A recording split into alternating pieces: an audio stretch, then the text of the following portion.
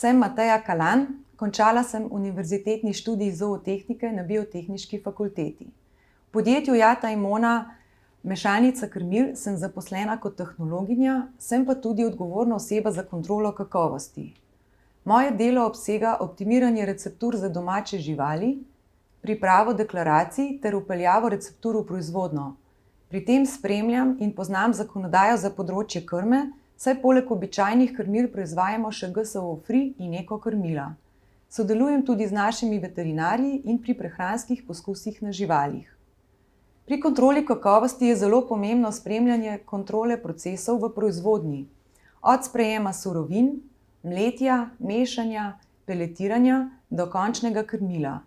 Delujemo po HACCP principu in sistematično spremljamo parametre na krmilih, od jemanja vzorcev, nir, venskih, sejalnih analiz, testov peletov, analiz na mikotoksine do pregleda in analiz krmil pred izdajo.